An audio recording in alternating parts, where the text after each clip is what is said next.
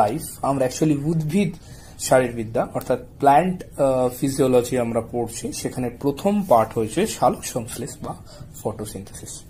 তো শুরু করার আগে এটা যেটা প্রতিবারই বলি আরেকবার আমি বলে নেব, যেই পরিস্থিতি চলছে অনেক টিচার আমার মতো তোমাদের অনলাইন হেল্প করার চেষ্টা করছে, তোমরা কিন্তু পড়াশোনাটা কন্টিনিউ রাখো, তার কারণ পরীক্ষা নিশ্চয়ই এগুলো কেটে যাবে, লকডাউন একদিন কেটে যাবে, আমরা আবার সুস্থ জীবনে ফিরবো, পরীক্ষা কিন্তু আমাদের তখন অল সিলেবাসের উপর ভিত্তি করে হবে।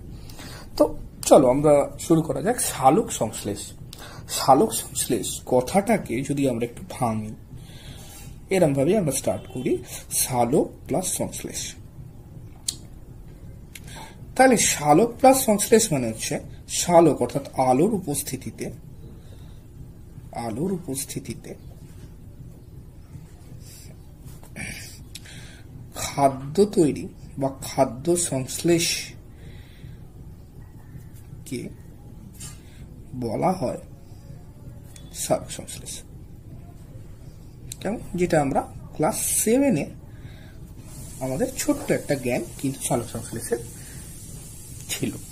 তো অর্থাৎ এটার যদি ইংরেজি নামে আমরা যাই, ফটোসিনথেসিস। ফটোস কথার অর্থ হচ্ছে গ্রিক শব্দ আলো, এবং সিনথেসিস কথার অর্থ হচ্ছে সংশ্লেষ। বিজ্ঞানী বার্নেস 1898-তে এই কথাটার প্রথম প্রবর্তন করেন, সেটা হচ্ছে ফটোসিনথেসিস। তো এটা উদ্ভিদ দেহে একটি জৈব রাসায়নিক প্রক্রিয়া, অর্থাৎ এখানে রাসায়নিক বিক্রিয়া তো অবশ্যই হবে, এবং একটা উদ্ভিদ অঙ্গে এটা হচ্ছে জৈব রাসায়নিক প্রক্রিয়া। তার মানে সোজা ভাষায় আমরা কি শিখলাম, যে উদ্ভিদ দেহে খাদ্য তৈরি করার প্রক্রিয়া সেটাই হচ্ছে সালোক সংশ্লেষ, যা একটি জৈব রাসায়নিক প্রক্রিয়া। এবং যেখানে কি হচ্ছে, যেখানে মোস্ট ইম্পর্টেন্ট সেটা হচ্ছে কি লাগছে বলো, উদ্ভিদ তার খাদ্য তৈরির জন্য সৌরশক্তি, জল, কার্বন ডাই অক্সাইড এবং তার পাতায় উপস্থিত ক্লোরোফিল, সবুজ রঞ্জক আমরা সকলেই জানি ক্লোরোফিল, এবং তার পাতা মধ্যস্থ কিছু যৌগ যেটা তার নিজের অংশ, এই কিছু যৌগ, এই কটার বিনিময়ে উদ্ভিদ কি তৈরি করছে, শর্করা জাতীয় খাদ্য তৈরি করছে, যা C6H12O6, যা উদ্ভিদ কোষে জমা থাকছে শ্বেতসার রূপে, অর্থাৎ অনেকগুলো গ্লুকোজ অণু জুড়ে শ্বেতসার, আমরা সহজভাবে একদম বুঝবো, শ্বেতসার রূপে উদ্ভিদ দেহে জমা থাকছে। তাহলে আরেকবার সালোক সংশ্লেষে যদি সংজ্ঞায় যাই, যে শারীরবৃত্তীয় প্রক্রিয়ায় সর্বদা ক্লোরোফিল যুক্ত কোষে, অবশ্যই সূর্যালোকের উপস্থিতিতে, কার্বন ডাই অক্সাইড, জল এবং এক জৈব রাসায়নিক প্রক্রিয়ার মাধ্যমে যখন শর্করা জাতীয় খাদ্য উদ্ভিদ কোষে সংশ্লেষিত হয় এবং সেই খাদ্যের মধ্যে সৌরশক্তি আবদ্ধকরণ ঘটে, তখন তাকে সালোক সংশ্লেষ বলা হয়। সালোক সংশ্লেষ প্রক্রিয়ার ফলে কি হয় না, CO2 ইনটেক হয়, অর্থাৎ CO2 তোমার উদ্ভিদ অঙ্গে প্রবেশ করে এবং নির্গমন হয় O2। তাহলে এই গেল আমাদের বেসিক আইডিয়া সালোক সংশ্লেষ ব্যাপারটা কি। এবার তার মানে আমি কি বলছি, যে সালোক সংশ্লেষ মানে যে কোনো সবুজ কোষ বা উদ্ভিদের যে কোনো সবুজ অঙ্গ বা অঙ্গাংশ সালোক সংশ্লেষ করতে পারে। তার মানে এখানে একটা প্রশ্ন হতে পারে যে শুধুই কি পাতাকেই সালোক সংশ্লেষের প্রধান স্থান ধরা হয়। তাহলে প্রধান স্থানে যখন এলাম, সালোক সংশ্লেষের প্রধান স্থান আমরা বলবো পাতা। এবার আরেকটু যদি ভিতরে ঢুকি, শুধু পাতা নয়, পাতার মেসোফিল কলা। এবার তুমি বলতে পারো যে মেসোফিল কলা তো অনেক বড় একটা জায়গা, তাহলে মেসোফিল কলারও কি কোনো পার্টিকুলার স্থান আছে? সেখানেও বলতে পারি পাতার মেসোফিল কলার প্যালিসেড প্যারেনকাইমা, ঘন সন্নিবিষ্ট কোষ আমরা জানি প্যারেনকাইমা, প্যালিসেড প্যারেনকাইমা ক্লোরোপ্লাস্টের কোষ, এই হচ্ছে উপযুক্ত স্থান। তাহলে মেসোফিল কলার প্যালিসেড প্যারেনকাইমার ক্লোরোপ্লাস্টের কোষ। এই হলো আমার সালোক সংশ্লেষ। এবার আমি দু একটা কথা একটু বলি, তোমরা শোনো, তোমরা আমার কথাগুলো শুনে লিখেও রাখতে পারো। অর্থাৎ কিছু কিছু ক্ষেত্রে দেখা যায় যে সবুজ অঙ্গ নিয়ে যখন সালোক সংশ্লেষ হয় তেমনি বৃতি হতে পারে, বৃতি, সবুজ পাপড়ি, সবুজ কাণ্ড, সবুজ মূল, সবুজ শৈবাল, এত কিছু হতে পারে। তাহলে তারাও তো সালোক সংশ্লেষ করে। তাহলে তাদের উদাহরণগুলো আমাকে একটু মাথায় রাখতে হয়। বৃতি বা সবুজ পাপড়ি, তোমরা এটা আমার শুনে লিখতে পারো প্রতিটা উদাহরণ। বৃতি অর্থাৎ বৃতি বা সবুজ পাপড়ি বলতে পারি আমরা শালুক ফুল। সবুজ কাণ্ড, সবুজ কাণ্ড আমরা সকলেই জানি, আমাদের বাজার থেকে আমরা লাউ কুমড়ো নিয়ে এসে সেই লাউ কুমড়োর কাণ্ড। সবুজ মূল, সবুজ মূল গুলঞ্চ, যাকে আত্তীকরণ মূল বলা হয়। সবুজ শৈবাল স্পাইরোগাইরা, এককোষী প্রাণী ইউগ্লিনা, ক্রাইসামিবা। ব্যাকটেরিয়ারাও অনেক সময় ব্যাকটেরিয়া ক্লোরোফিল তাদের দেহে থাকে, যেটা ক্লোরোফিল সদৃশ্য একটা পদার্থ, তো সেটার নাম হচ্ছে রোডোসিউডোমোনাস, রোডোস্পাইরেলিয়াম। তো এই সকল যার যে নামগুলো আমি বললাম এরাও কিন্তু সালোক সংশ্লেষ করতে পারে তোমার, যেহেতু তাদের দেহে ক্লোরোফিল বা ক্লোরোফিল সদৃশ্য পদার্থ থাকার জন্য। এবার আমরা যদি সালোক সংশ্লেষ একটু বুঝে নিই। দেখো আমরা সালোক সংশ্লেষ কি বুঝলাম, ধরো এখানে আমি একটা ছোট্ট চারা গাছের দুটো পাতার মাধ্যমে যদি সালোক সংশ্লেষ একটু বলার চেষ্টা করি। ওকে, তাহলে ফার্স্টেই তোমাকে ভাবতে হবে যে সে উপাদানগুলো কি কি ভাবে সংগ্রহ করে। এই যে ডটস গুলো করলাম, এই ডটস গুলোকে যদি বলা হয় পত্ররন্ধ্র, কেমন পত্ররন্ধ্র বা স্টোমাটা, যেখানে গার্ড সেল থাকে। আচ্ছা, এইরকম মাটির তলায় তার মূল রয়েছে, তার মানে এইখান থেকে আমার H2O প্রবেশ করছে এইভাবে তালিকার মাধ্যমে, মূলরমের মাধ্যমে, ব্যাপন প্রক্রিয়ায়, আমরা সকলেই জানি। তাহলে H2O এখান থেকে প্রবেশ করলো। এবার প্রশ্ন হচ্ছে তাহলে স্যার এই H2O মেন উৎসটা কি? ধরো এখানে সূর্য রয়েছে। H2O প্রধান উৎসটা কি? H2O প্রধান উৎস হচ্ছে তোমার মাটির যে কৌশিক জল, অর্থাৎ বৃষ্টির ফলে যে জল জমা হচ্ছে, ঠিক আছে, জলজ উদ্ভিদের জন্য, তো তারা জলজ উদ্ভিদেই সেই জলটা পাচ্ছে। তার মানে সৌরশক্তি এখানে পাতায় পড়লো, তাহলে সৌরশক্তি শোষিত হবে, সৌরশক্তি শোষিত হবে, পত্ররন্ধ্র রয়েছে, তার মানে এখান থেকে CO2 শোষিত হবে, জল এখান থেকে মূলরোমের মাধ্যমে জল তোমার প্রবেশ করবে। তাহলে তিনটে মেন পদার্থ এখানে চলে গেল। এই পাতার মধ্যেই তোমার ক্লোরোফিল রয়েছে। তাহলে এই যে কয়েকটার সমন্বয়, এই সমন্বয়ের ফলে তোমাকে তৈরি হলো কি? শর্করা, শর্করা জাতীয় খাদ্য উদ্ভিদের এভরি সেলে তৈরি হলো। এবার যে শর্করা জাতীয় খাদ্যটা আমি কি বললাম, উদ্ভিদ দেহে স্টার্চ, অর্থাৎ যখনই তোমার গ্লুকোজের শর্করা প্রতি কোষে বেড়ে যেতে থাকে তখনই কিন্তু সালোক সংশ্লেষ বন্ধ হওয়ার একটা প্রবণতা তৈরি হয়। তাই স্টার্চ বা শ্বেতসার রূপে তারা ভবিষ্যতের জন্য জমিয়ে রাখে, যখন দরকার হয় সেই শ্বেতসার থেকে আবার গ্লুকোজে পরিণত হয়। তো এই গেল আমাদের সালোক সংশ্লেষের একটা ছোট্ট ইন্ট্রোডাকশন। তো এইবার আমরা আস্তে আস্তে আসি সালোক সংশ্লেষের যে উপাদানগুলো আছে। তো উপাদানগুলো আমরা অলরেডি জেনেই ফেলেছি। তো ডিরেক্ট যে উপাদান তা আমরা আস্তে আস্তে এটা পড়ে নেব। ডিরেক্ট উপাদানের মধ্যে প্রধান কাঁচামাল কি আছে বলো? CO2। তাহলে বায়ুর যে CO2, সেই CO2টাই তো প্রধান, তার কারণ গ্লুকোজের যে কার্বনটা, সেই কার্বনটা কোথা থেকে আসছে? CO2 থেকে আসছে। তাহলে গ্লুকোজের এই কার্বনের প্রধান উৎস CO2, তাই এটি প্রধান কাঁচামাল। অর্থাৎ এটি অঙ্গার আত্তীকরণ, অর্থাৎ কার্বনটাকে তোমার বায়ুর যে কার্বন ডাইঅক্সাইড সেখান থেকে গ্লুকোজে যে নিয়ে আসা, তার জন্য CO2 দরকার হবে। তারপর হচ্ছে জল। জল হচ্ছে আরেকটা প্রধান উৎস, জলের উৎস মানে জল হচ্ছে আরেকটা কার্বন তোমার সালোক সংশ্লেষের প্রধান কাঁচামাল। এবার প্রধান যেহেতু উৎস জলটা, তাহলে জল তো তোমার কৌশিক জলই হবে, মাটির মধ্যে যে জমা জল সাধারণ স্থলজ উদ্ভিদের জন্য। তাহলে জলজ উদ্ভিদের জন্য তারা জলে যে থাকে সেইভাবেই তারা জল শোষণ করে। এছাড়াও তুমি বলতে পারো জল যেটা, সেটা হচ্ছে ধরো পরাশ্রয়ী যারা উদ্ভিদ, তারা বায়বীয় মূল তাদের থাকে, সেই বায়বীয় মূল থেকে তারা একদম ডিরেক্ট বায়ুমণ্ডল থেকে জলীয় বাষ্প শোষণ করতে পারে। তাহলে এবার জলটা কি কাজে লাগে? জলটা প্রধান হচ্ছে, জল সালোক সংশ্লেষে ক্লোরোফিল অণু জল ভেঙে যায়, ভেঙে H+ ও OH- আয়নে বিভক্ত হয়, মানে ক্লোরোফিল জলটাকে ভেঙে দেয়। ভাঙার ফলে H+ OH- আয়ন তৈরি করে। তাহলে জলের এই যে আয়নীকরণ, সেই আয়নীকরণটা হওয়ার পরপরই প্রক্রিয়াটা স্টার্ট হয়। সেই আয়নীকরণে যে OH এবং H+ এইগুলো পরবর্তী কাজে লাগে। যেমন যে এইচ প্লাসটা তৈরি হয় সেটা কার্বন ডাই অক্সাইডের বিজারণিক কাজে লাগে, যে ওএইচটা তৈরি হয় সেই ওএইচ থেকে অক্সিজেন হয়ে অক্সিজেনের নির্গমন ঘটে। তো এই হচ্ছে আমার জলের আয়নীকরণ, কারণ জলকে বিশ্লিষ্ট হতেই হবে, তাহলে জল একটা প্রধান দরকার এখানে। সূর্যালোক, সূর্যালোক অবশ্যই সূর্যালোক কি সকল শক্তির উৎস, তার মানে পুরো যে এই সালোকসংশ্লেষটা চলার জন্য মূল যে শক্তির উৎস সেটাই তোমার সূর্যালোক। তাহলে সূর্যালোকের মধ্যে কি আছে? সূর্যালোকের মধ্যে ফোটন কণা আছে। তাহলে সূর্যালোক যখন পাতার ওপর পড়ে, পাতার যে ক্লোরোফিলটা সেটা সূর্যালোকটাকে শোষণ করার পর সেটা উত্তেজিত হয়। উত্তেজিত হওয়ার পরে তবেই সে কিন্তু ওই অ্যাক্টিভ স্টেটে আসার পর তবেই সে জলটাকে ভাঙবে। তাহলে ক্লোরোফিল উত্তেজিত হওয়ার জন্য আমার সূর্যালোক দরকার। এবার সূর্যালোকের কথাটা যদি আমি একটু ভাবি, তাহলে সূর্যালোক কিন্তু ডিরেক্টলি তোমার সৌরশক্তিটা কাজে লাগছে, এটা থ্রু সাম স্টেপস সৌরশক্তিটা কাজে লাগছে। তাহলে সৌরশক্তিটা প্রথমে কি করে, পাতার মধ্যে থাকা যে এডিপি বা অ্যাডিনোসিন ডাইফসফেট সেটা কিন্তু পিআই অর্থাৎ ফসফরাসের সাথে যুক্ত হয়ে সেটা এটিপি তৈরি করে।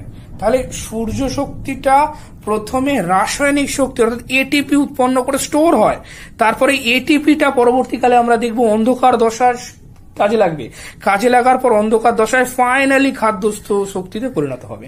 এইভাবে শক্তির রূপান্তরটা সূর্য মানে সৌরশক্তি থেকে স্টার্ট হয়ে হয়। কেমন? তাহলে এরপরে আমাদের ফাইনাল যেটা, যাকে ছাড়া তো সালোকসংশ্লেষ পসিবলই না, সেটা হচ্ছে ক্লোরোফিল। প্রধান রঞ্জক, পাতায় থাকে, সবুজ কণা আমরা সকলেই জানি, একই কাজ, সেটা আমরা আগেও বলে এসেছি, জলকে বিশ্লিষ্ট করে, জলের আয়নীকরণ ঘটায় অর্থাৎ ফটোলাইসিস। তোমার সূর্যালোকের উপস্থিতিতে ক্লোরোফিল যে জলকে বিশ্লিষ্ট করে H+ ও OH আয়নে, তাকে বলা হয় ফটোলাইসিস। বিজ্ঞানী রবিন হিল এই বিক্রিয়াটি প্রথম পর্যবেক্ষণ করেন বলে একে আমরা হিল বিক্রিয়াও বলে থাকি। তো এই গেল আমাদের উপাদানগুলোর একটা সামাপ, যে উপাদানগুলো আমাদের অ্যাকচুয়ালি কি কাজে লাগে। তো এইবার সালোকসংশ্লেষ প্রক্রিয়ায় আসার আগে আমরা কিছু ডেটা শেয়ার করে নেবো, যেটা প্রশ্ন উত্তর ফরম্যাটে আসে। তো যা পড়লাম একটু আরেকবার আমরা ক্ল্যারিফাই করে নিই। বিজ্ঞানী বার্নেস 1898 সালে সালোকসংশ্লেষ বা ফটোসিনথেসিস কথাটা করেন, কিন্তু অ্যাকচুয়ালি যদি বলা যায় বিজ্ঞানী ভন হেলমন্ট কিন্তু প্রথম তিনি সালোকসংশ্লেষ নিয়ে একটা পরীক্ষা করেন। ওকে, তো এরপর বিভিন্ন বিজ্ঞানীরা আসেন, যেমন ব্ল্যাকম্যান। আমি এখানে লিখিনি, আমি তবু বলে দিচ্ছি, তোমরা একটু শোনো বা লিখেও রাখতে পারো, কথাটা শুনে আমি ধীরে ধীরে বলছি। বিজ্ঞানী ব্ল্যাকম্যান 1905-এ সালোকসংশ্লেষের আলোক বিক্রিয়ার অন্ধকার বিক্রিয়ার একটা কনসেপ্ট দেন। সেখান থেকে যে অন্ধকার দশা সেটা তিনি ডিরেক্টলি আবিষ্কার করেন বলে সেই অন্ধকার বিক্রিয়াকে বলা হয় ব্ল্যাকম্যান বিক্রিয়া। কেমন? এছাড়াও তোমার কেলভিন, তোমার ক্লোরেল্লা উদ্ভিদে কেলভিন চক্র আবিষ্কার করে, সেটা আমরা পরবর্তীকালে পড়ব। তো ভন মেয়ার, জোসেফ প্রিসলে, এইগুলো তারাও যে বিভিন্ন রকম সালোকসংশ্লেষ ওরিয়েন্টেড কথা বলেন। যেমন জোসেফ প্রিসলে বলেন যে খাদ্য সংশ্লেষের জন্য উদ্ভিদের অবশ্যই অক্সিজেন ত্যাগটা দরকার। ভন মেয়ার তিনি বলেন যে সালোকসংশ্লেষে সৌরশক্তি রাসায়নিক শক্তিতে রূপান্তরিত হতেই হবে। এই কিছু বক্তব্য আছে।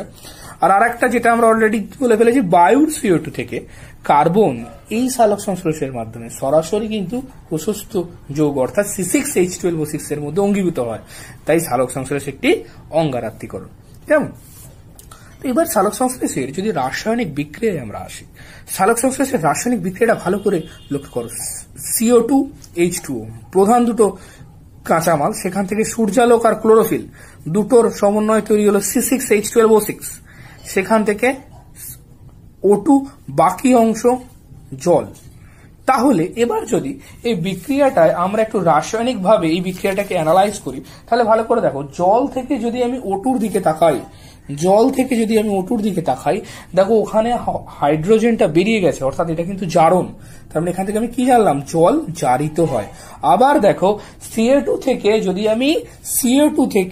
যদি আমি গ্লুকোজের দিকে তাকাই, ওখানে দেখো কার্বনের সাথে অক্সিজেনের সাথে কিন্তু হাইড্রোজেনটা অ্যাড হয়েছে, অর্থাৎ এখানে এটাকে বলা হয় বিজারণ।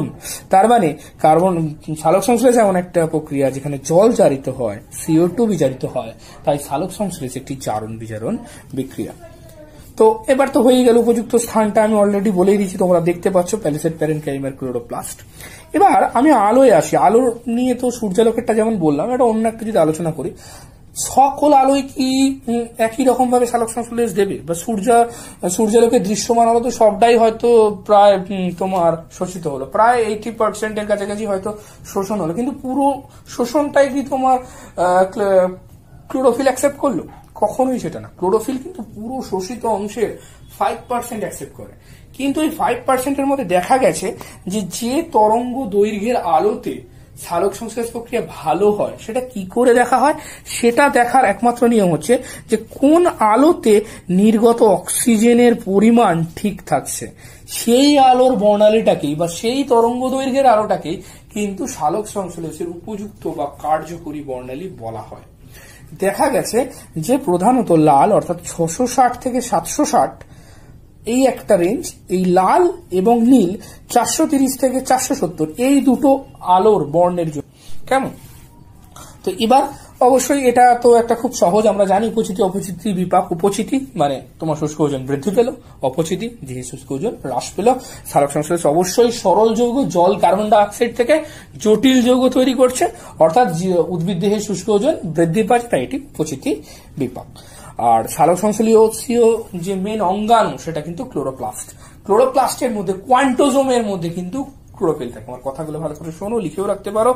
ক্লোরোপ্লাস্টের কোয়ান্টোজোমের মধ্যে কিন্তু ক্লোরোফিল অণুগুলো থাকে। ক্লোরোপ্লাস্ট অঙ্গাণু যদি একক বলা হয় সালোক সংশ্লেষের, তাহলে কোয়ান্টোজোমকে বলা হবে। কোয়ান্টোজোমের মধ্যে প্রায় 200 থেকে 250 ক্লোরোফিল অণু একসাথে আবদ্ধভাবে থাকে, তারা কিন্তু ওইভাবেই সালোক সংশ্লেষ প্রক্রিয়ায় তোমার অংশগ্রহণ করে। তো এবার একটা ছোট প্রশ্ন আসতে পারে যে সালোক সংশ্লেষ পাতাকে একটা প্রধান স্থান বলছে কেন? এটা আমরা অনেক ছোটবেলাতেও পড়েছি, দু একটা রিজনের মাধ্যমে বলে দেওয়া যাবে। পাতার দেখো, যেহেতু এই যে ফলকটা, পাতার এই ফলকটা তোমরা দেখতেই পাচ্ছ, পাতার এই ফলকটা যেহেতু বড় অর্থাৎ ফ্ল্যাট, তার মানে এখানে অসংখ্য পোর্স বা পত্ররন্ধ্র থাকবে, এবং এই জায়গাটা যদি এতটা বড় একটা জায়গা উদ্ভিদ অঙ্গের, তাহলে এখানে ডিরেক্টলি তোমার সানরে তোমার আপতিত হতে পারবে।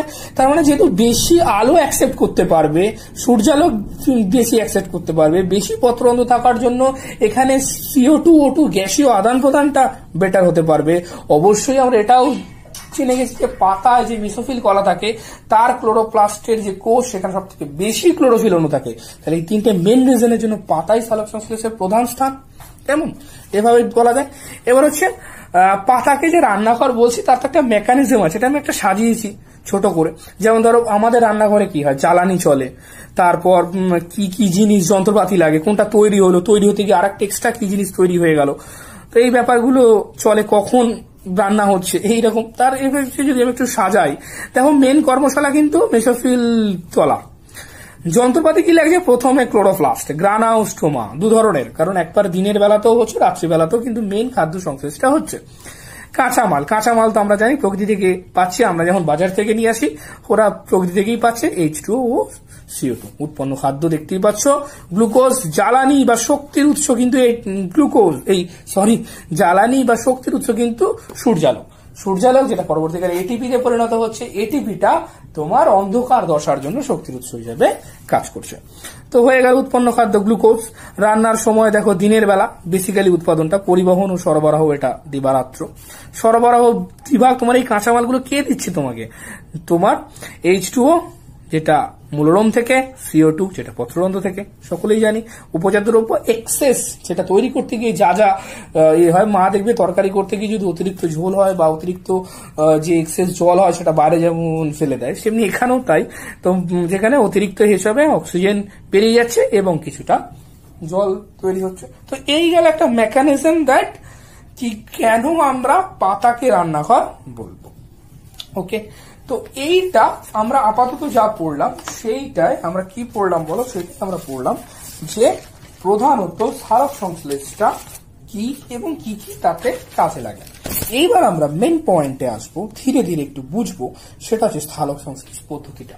আমি আবার পদ্ধতিটা বলার আগে বলছি, ক্লাস 11-12 যত আমরা এগোবো তত কিন্তু পদ্ধতিটা আরো জটিল হবে। আমি এখানে খুব সহজ ভাবে, কিছু হয়তো কাটছাট করবো, আমি সহজভাবে তোমাদের বোঝাতে চেষ্টা করেছি।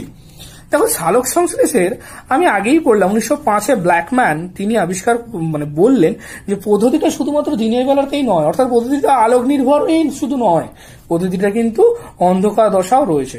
তাহলে সেখান থেকেই তিনি প্রমাণ করলেন যে আলোক দশা যেটা ক্লোরোপ্লাস্টের গ্রানাতে হবে, অন্ধকার দশা ক্লোরোপ্লাস্টের স্ট্রোমাতে হবে। ওকে, তাহলে দুখানা দিক ভাগ হয়ে গেল, আলোক দশা আলোক নির্ভর আর আলোক নিরপেক্ষ অর্থাৎ অন্ধকার দশা।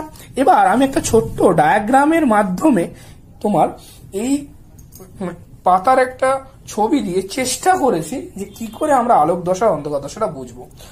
কোন একটা দশা বোঝার আগে ভালো করে বুঝতে হবে যে সেটার জন্য কি কি জিনিস লাগছে, তারা কিভাবে পাচ্ছি, এবং আলটিমেট সেই দশাটা পরের দশার জন্য কি দিয়ে যাচ্ছে।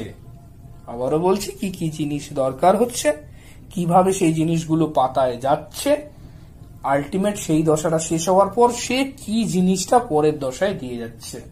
এইভাবে ভাবতে শুরু করলে ইজি হবে বোঝাটা। দেখো, আলোক দশায় তো বুঝতেই পারছি, আলোক দশা তার মানে সূর্যালোক লাগবে, H2O লাগবে, ক্লোরোফিল লাগবে, এবং এটা পাতায় উপস্থিত যৌগ NADP, ADP। আমি একটু পরিচয় করিয়ে দিই। NADP এমন একজন ভদ্রলোক, নিকোটিনামাইড অ্যাডিনাইন ডাইনিউক্লিওটাইড ফসফেট, খুব ইম্পর্টেন্ট একটা যৌগ যেটা কোষস্থ যৌগে রয়েছে। ADP আমরা জানি অ্যাডিনোসিন ডাইফসফেট, ATPও বর্তমানে আমরা জানি energy currency adenosine triphosphate, RUBP ribulose bisphosphate. এইগুলো সব দরকার হবে, ধীরে ধীরে আমরা আসছি। তো ভালো করে দেখো, ফার্স্ট হচ্ছে এখানে আমি এভাবে দেখিয়েছি, একটু ঘুরিয়ে রাখি। দেখো, পাতায় এইভাবে তোমার জলটা প্রবেশ করলো, জলটা প্রবেশ করতে করতে জলটা তোমার এই জায়গায় গেল। এবার সূর্যালোক ততক্ষণে কিন্তু ক্লোরোফিল সূর্যালোককে নিয়ে নিয়েছে। সূর্যালোকের ফোটন কণা শোষণ করার পর সে তেজময় এবং সক্রিয় হলো।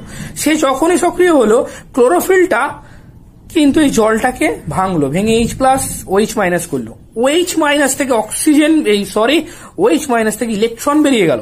ইলেকট্রন যখনই বেরিয়ে গেল, 4OH তৈরি হলো, সেখান থেকে অক্সিজেন এবং H2O তৈরি হলো। তাহলে অক্সিজেন তৈরি হয়ে এইভাবে অক্সিজেনের নির্গমন হয়ে বেরিয়ে চলে গেল। ওকে, তাহলে এইবার আমি স্টেপসে যদি আসি, তাহলে স্টেপ ফার্স্টে কি তোমার সূর্যালোক পড়বে, অর্থাৎ ক্লোরোফিলের সক্রিয়তা। ক্লোরোফিল যখনই সক্রিয় হয়ে গেল, ফটোলাইসিস বাই রোবিনিল অর্থাৎ জলকে ভেঙে দিল, H+OH-। এইবার দেখো, এই যে H+টা তৈরি হলো, সে কিন্তু পাতায় উপস্থিত যৌগ NADP nicotinamide adenine dinucleotide phosphate সেখানে যুক্ত হলো, অর্থাৎ বিজারিত NADPH তৈরি করলো। তারপর ফাইনালি অক্সিজেনের নির্গমন হলো, 4OH থেকে আমার O2 এবং 2H2O এটা তৈরি হলো। তাহলে O2 এবং 4H2O তৈরি হয়ে অক্সিজেনের নির্গমন ঘটলো। অক্সিজেনের নির্গমন ঘটে যাওয়ার পর তার মানে কি, অক্সিজেনের নির্গমন যখনই হয়ে যাচ্ছে তখনই কিন্তু আলোক দশা এন্ড। তাহলে আলোক দশা যখন এন্ড হয়ে যাচ্ছে, তাহলে কি আলোক দশার পর কি অন্ধকার দশা স্টার্ট হবে। তাহলে অন্ধকার দশা স্টার্টের জন্য তোমার শক্তি দরকার। তাহলে সেই শক্তিটা কি, ADP-PI ওই উত্তেজিত অবস্থায় ATP তৈরি করলো, অর্থাৎ এটাকে বলা হয় ফটোফসফোরাইলেশন। ADP থেকে ATP তৈরি হওয়াকে বলা হয় ফটোফসফোরাইলেশন। পরবর্তীকালে তোমরা পড়বে চক্রাকার অচক্রাকার, PS1 তন্ত্র, PS2 তন্ত্র, 680 একটা তোমার রেঞ্জ রয়েছে, আর একটা 700 তোমার রেঞ্জ রয়েছে NM আর কি তোমার তরঙ্গ দৈর্ঘ্যের জন্য। এটা একটুখানি দেখে নেবে তোমরা। তো ফটোফসফোরাইলেশন সেখান থেকে তৈরি হলো ADP থেকে ATP। তাহলে ADP থেকে ATP যে তৈরি হলো, এই ATPটা অন্ধকার দশায় ঢুকলো। অন্ধকার দশায় ঢুকিয়ে কিন্তু মূল শক্তির আধার হবে এবার। তাহলে NADP তৈরি হলো। তাহলে NADP থেকে কিন্তু এইরকম অন্ধকার দশা এখানে লিখে দিয়েছি। তার মানে এবার থেকে অন্ধকার দশায় কিভাবে স্টার্টটা হলো একটুখানি পড়বো আবার। ADP তৈরি হলো, ADP নয়, এখান থেকে H টা যুক্ত হয়ে NADPH তৈরি হচ্ছে। তাহলে NADPH এবার কি কি জিনিস লাগছে দেখো, NADPH, CO2, RUBP সবাই একটা জায়গায় মিক্স অ্যান্ড ম্যাচ হচ্ছে। তাহলে এইখানে যে মিক্স অ্যান্ড ম্যাচ হলো, সবার ফলে তৈরি হলো PGA মানে ফসফোগ্লিসারিক অ্যাসিড, যেটা প্রথম 3 কার্বন যুক্ত যৌগ। তাহলে এই ফসফোগ্লিসারিক অ্যাসিডের সাথে আবার NADPH যুক্ত হয়ে তৈরি হলো PGALD। তাহলে আমরা একদম অন্তিম জায়গায় চলে এসেছি। আমি আবারও বলছি, এই আলোক দশাটা এই জায়গা থেকে জল ভাঙলো, জল ভেঙে অক্সিজেন বেরিয়ে চলে গেল। এই যে হাইড্রোজেনটা এনএডিপির সাথে যুক্ত এনএডিপিএইচ, তাহলে এনএডিপিএইচ আরইউবিপি, এনএডিপিএইচ আরইউবিপি এবং CO2 তিনখানা মিক্স অ্যান্ড ম্যাচ হলো। এই জায়গায় মিক্স অ্যান্ড ম্যাচ হয়ে এইখানে তৈরি হলো পিজিএইচডি বা ফসফোগ্লিসারিক অ্যাসিড, যেটা প্রথম 3 কার্বন যুক্ত যৌগ, স্থায়ী অবশ্যই। তো সেখান থেকে পিজিএইচডি মানে ফসফোগ্লিসারালডিহাইড এনএডিপিএইচ এর সহায়তায়, মানে পিজিএস এর এনএডিপিএইচ এর সহায়তায় ফসফোগ্লিসারালডিহাইড এর বক্তব্যটা এবার একটু দেখে নাও। এখানটা এই যে ফসফোগ্লিসারালডিহাইড, মোট টোটাল 12 অণু ফসফোগ্লিসারালডিহাইড তৈরি হবে। সেটা আবার 10 এবং 2। আমি কি বলেছিলাম, একটা দশা যখন শেষ হবে সে কিন্তু অপর দশাকে কিছুটা দিয়ে যাবে। তাহলে 12 এবং 2, তাহলে ফসফোগ্লিসারাইডের 2 অণু থেকে আমার গ্লুকোজ তৈরি করবে এবং বাকি 10 অণু থেকে আবার আরইউবিপি তৈরি করবে। তার মানে এখানে একটা সিঙ্গুলারলি এখান থেকে 12 অণু আবার আরইউবিপি তৈরি করে এখানে ঢুকবে, এরকম একটা চক্র হবে। কেমন? আর 2 অণু যে পিজিএলডি ফসফোগ্লিসারালডিহাইড, সেখান থেকে ডিরেক্টলি আমার গ্লুকোজ তৈরি করবে, সেই গ্লুকোজের হিসাবে উদ্ভিদ কোষে জমা থাকবে। তাহলে এই যে 12 অণুর থেকে 12 অণুর 10 অণুটা আবার আরইউবিপি মানে অন্তর্বর্তী যৌগ তৈরি করলো, এটাকেই বিজ্ঞানী কেলভিন আবিষ্কার করেছিলেন, যেটাকে বলা হয় কেলভিন চক্র। ওকে, তো এই গেল আমাদের বেসিক একটা সালোক সংশ্লেষের স্টেপস। আমরা এত কিছু তো পড়লাম, এবার আরেকবার সহজভাবে শেষবারের মধ্যে একটু বোঝার চেষ্টা করব যে কিভাবে জিনিসটা হচ্ছে। তো আরেকবার দেখো সহজ করে, হ্যাঁ আমরা পুরোটা ডিটেলটা পড়লে এবার আরেকবার সহজ করে লাস্টবার একটু বুঝবো। আলোক দশা, অন্ধকার দশা, ক্লিয়ার?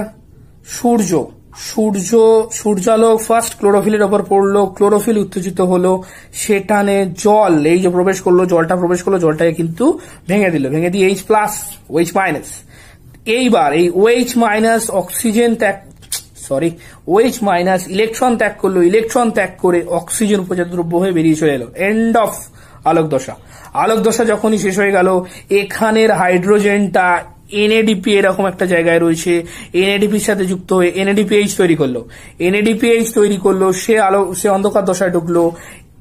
একই সাথে এডিপি থেকে পিআই যোগ হয়ে এটিপি তৈরি হয়েছে, সেও অন্ধকার দশায় ঢুকলো। তাহলে 3 জন অন্ধকার দশায় ঢুকলো। এখানে আরেকটা নাম যেটা অন্ধকার দশায় ঢুকবে অন্তর্বর্তী যৌগ এখান থেকে, সেটা কি বলো? আরইউবিপি, সেও অন্ধকার দশায় ঢুকছে। তাহলে 3 জনে অন্ধকার দশায় ঢুকলো। এখান থেকে CO2 অন্ধকার দশায় মেন বক্তব্য যার, CO2 তোমার এখান থেকে ঢুকছে অঙ্গারাত্মীকরণের জন্য। সেই CO2 ঢুকে সব অন্ধকার দশা কমপ্লিট হয়ে এইখানের মধ্যে কি কি পদার্থ তৈরি হলো? পিজিএলডি থেকে ফাইনালি 2 অণু পিজিএলডি থেকে এইখানে অন্তিম পদার্থ এটা স্টপ হয়ে গেল। এই 10 অণু থেকে আবার এইখানে আরইউবিপি তোমার কোথায় ঢুকবে? আলোক দশায় ঢুকবে। এখানে আরইউবিপি আবার আলোক দশায় ঢুকবে, আবার কিছু অণু এনএডিপি আবার আলোক দশায় ঢুকবে এবং শেষ পড়ে থাকবে এডিপি আবার আলোক দশায় ঢুকবে। তার মানে অন্ধকার দশা শেষ হওয়ার পর আলোক দশার জন্য তারা প্রয়োজনীয় যে কোষস্থ যৌগ সেগুলো কিন্তু দিয়ে গেল। এইভাবে একে অপরের সাথে তোমার রিলেট হয়ে সালোক সংশ্লেষ প্রক্রিয়া প্রতিনিয়ত চলতে থাকছে। আশা করছি তোমরা বুঝতে পেরেছো।